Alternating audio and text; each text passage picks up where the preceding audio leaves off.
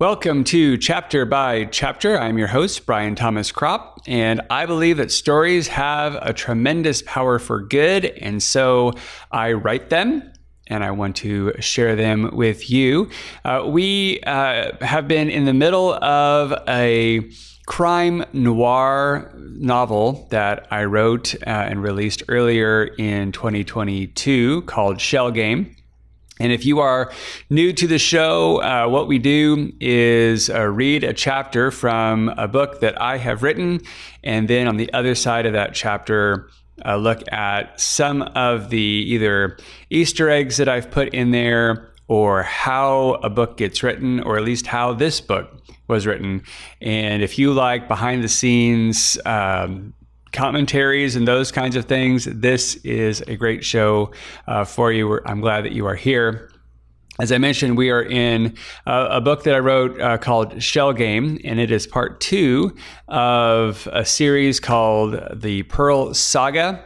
Book 1 is already out, obviously. It's called Showdown in the Yukon, and I am currently in the process of writing the 3rd book in this series.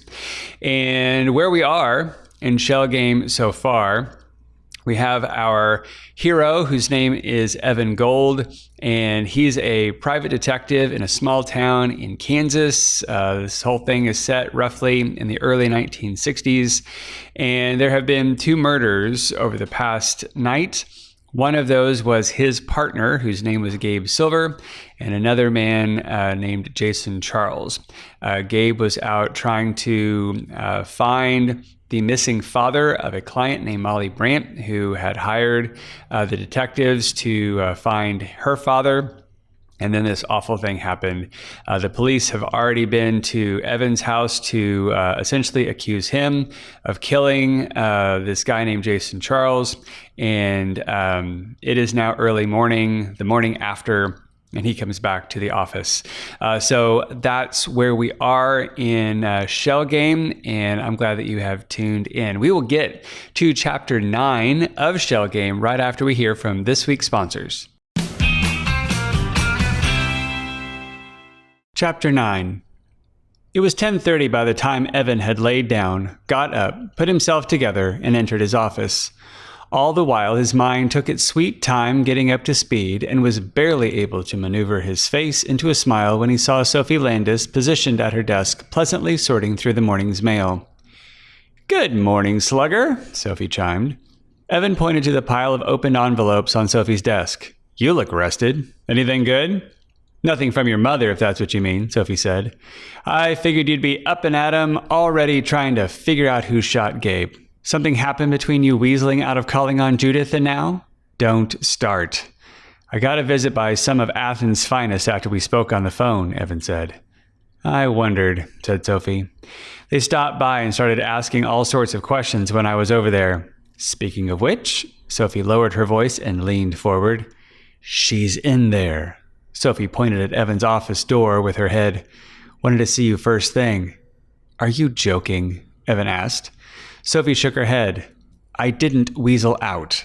You absolutely did, and now you can make things right, Slugger."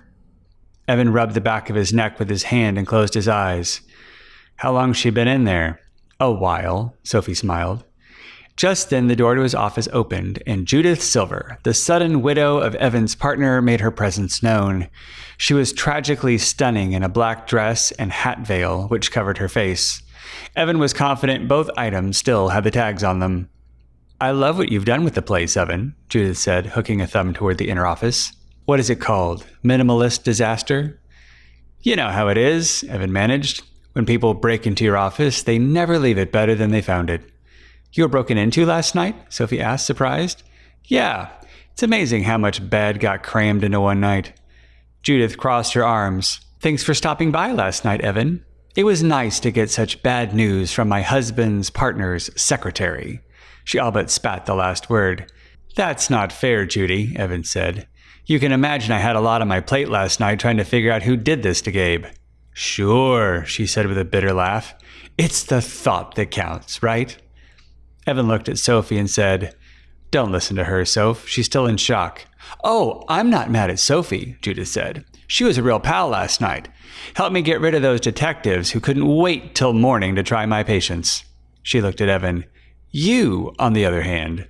Let's talk inside, huh? Evan said, walking up to Judith and placing his hand on her back. I think it will be more comfortable for everyone.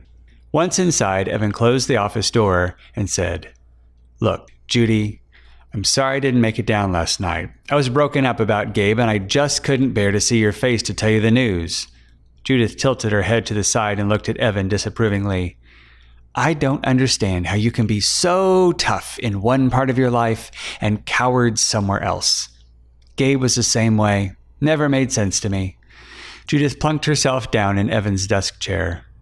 The reason I came down here was not to punish you. No, wait, that was part of it. You should be ashamed of yourself, Evan Gold. What was the other part of it? Evan sighed. Judith turned and stared out of the grime-coated window. The fog was thinner that morning, but still put everything in a shadow. Listen, I know you and Gabe never saw eye to eye much. My mama told me where two or more people are gathered, there shall be conflict, Evan said. We worked together. Sometimes we disagreed. People do that from time to time, you know? Disagree? It's how we get to the right conclusions. Gabe was a stand-up guy. Sure, he had a different style. He had his faults, as you say, his weaknesses. But that doesn't take away from the fact that he was an excellent detective. You should be proud of him. Please don't tell me what I should or shouldn't do, Evan, Judith said, lifting her veil. I'm not in the mood. Already today, I've had someone from the medical examiner's office, the hospital, and the funeral home telling me what I should do next. I'm quite tired. Can we at least be honest with each other? Gabe might have been a good detective. Maybe he wasn't.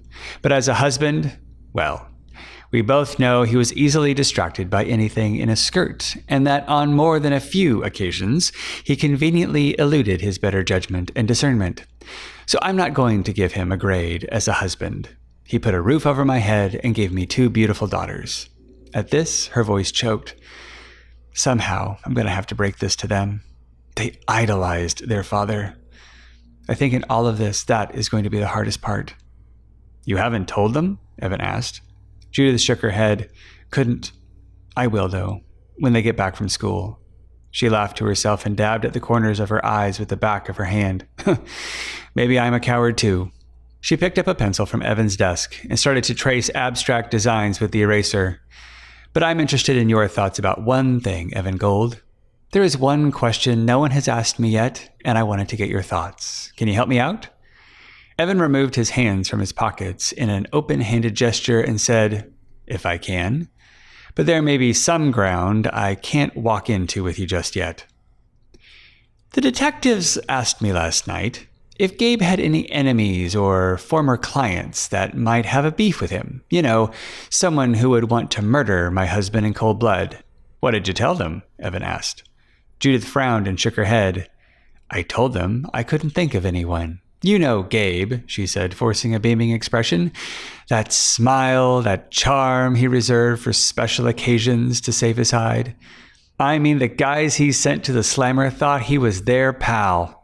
She paused, stopped her tracing, and relaxed her face. But that led me to another thought, a different question. She darted her eyes at Evan and asked in even tones, Did you kill my husband? Evan felt himself take a step back, almost as if the verbal jab had some physical effect on him. It was a similar question the police had asked him last night, and the accusation didn't feel any better the second time. He snorted and said, Why would I do that, Judy? I don't find the question funny, Evan, Judith said. I don't either, said Evan. I find it stupid. How did that thought get inside your head? Regardless of what our professional relationship was, why would you think I'm a killer? Judith didn't give a reply. She only looked at Evan, slowly tapping the eraser on the desk. I get that this job has a reputation for being only for the lone wolf, but we don't kill our own, Judy. He was my partner.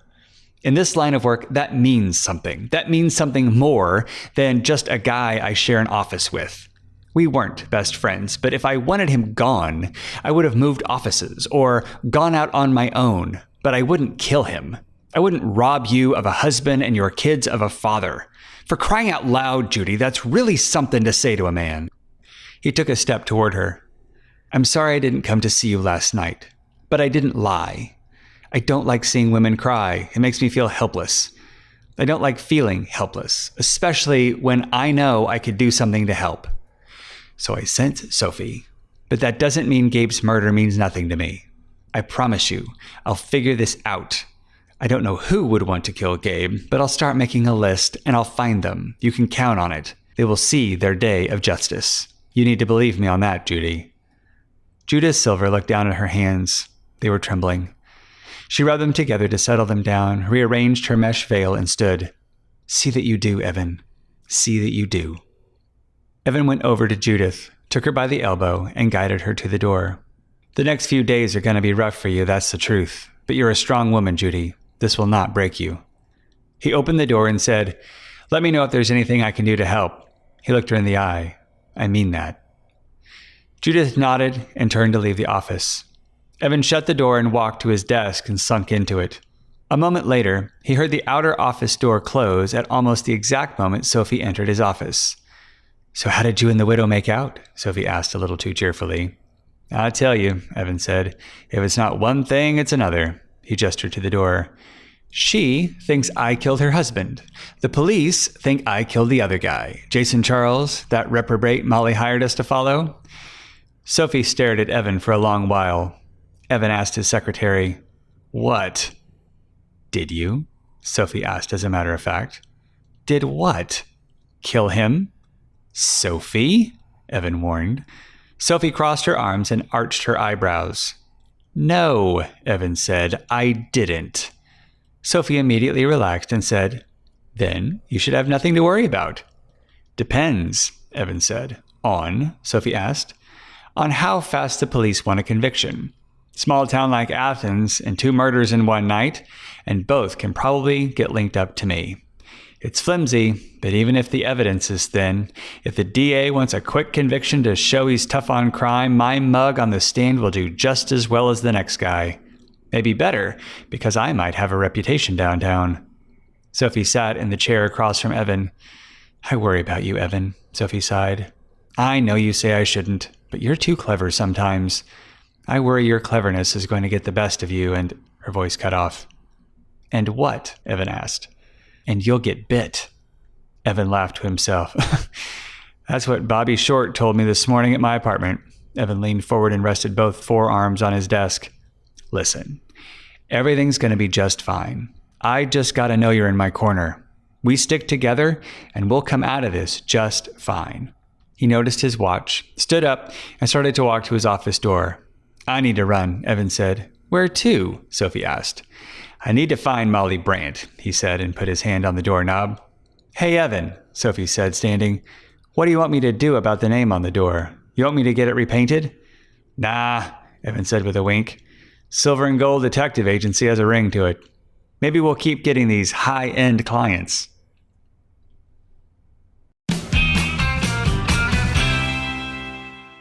As I was re-listening to this chapter, I was reminded that this is one of those chapters, if you've been listening to this show for a while, or to at least this book since the beginning, this is one of those chapters where I remember when other people would read a draft of the story where there were problems and I needed to do some serious revision. This was particularly for my wife when Evan asked Sophie to call Gabe's wife and deliver the bad news and all this stuff that really just seemed to lower him many pegs in her mind. And I think in the mind of others that like he just wasn't a stand-up guy and they wanted Evan, if he's going to be a hero of the story, he needed to be a stand-up guy. So I still thought it was good for him not to, that he kind of deal with a little bit of cowardice, but then he had to have a comeuppance. And at least the book said, we know that he was a jerk, and so we're going to deal with that. So this chapter got quite a bit of revision, and we get to meet Gabe's wife and all the things that are sort of the aftermath of at least immediately aftermath when these kind of tragic things happen in your life. I think one of the interesting things that I'm reminded as I keep listening to this book again is dialogue, and sort of I really like dialogue, and I like writing dialogue. I like listening to dialogue when it's done well. Some of my favorite writers really do a good job with dialogue. So those would be David Mamet at his best, or Aaron Sorkin at his best. The dialogue is just on another level, and there's a rhythm to it. There's a music to it. It's not realistic by a long shot, but it does have a realism about it that helps propel the dramatic action forward in the scene. And I really like listening to that. The thing I keep wrestling with in writing books is I don't know how you're going to, so to speak, say the lines when you read them in your head. And so I tend to pull back from how I want to write dialogue, which, again, my background is in playwriting. So I try to write for actors who are pretending that they're not pretending. And so how do you structure sentences and all those kinds of things so it sounds like this person is thinking this thought for the very first time and we're watching it live in front of us. And I've been in enough situations where I'm not dealing with, say, Martin Sheen and Rob Lowe and, my love of the West Wing. You don't have those professional level actors. You have, folks like you and me just trying to have fun with a play. And if you get the dialogue too tricky, or you don't have a director who can help the actor get to understand the interpretation of the lines and those kinds of things, it comes off a little weird. And I said David Mamet at his best.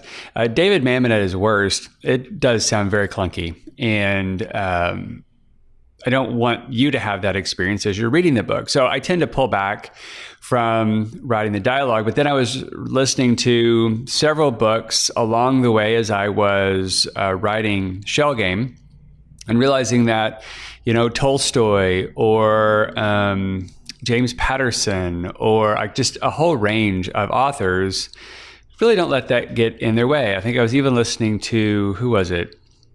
It might have been Great Gatsby.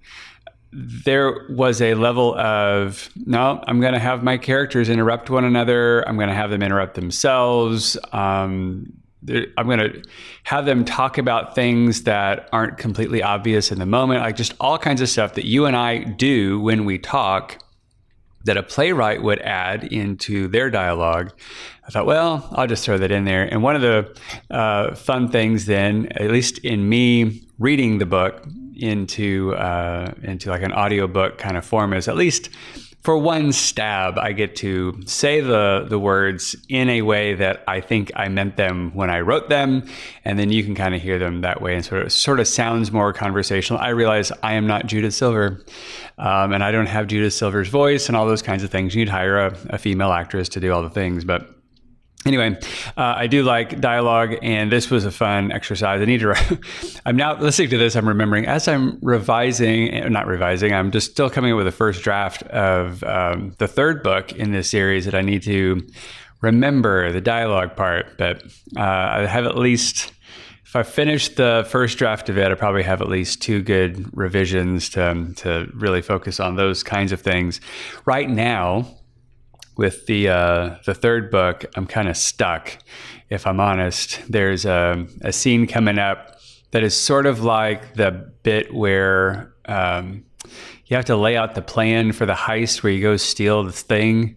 And I've never written one of those. And I think where I'm stuck is I want to write linearly. And so here's the plan that I've already thought about how it's going to play out in the third act. And I haven't thought about how it's going to play out in the third act. So I'm like, oh, how do I set up the plan?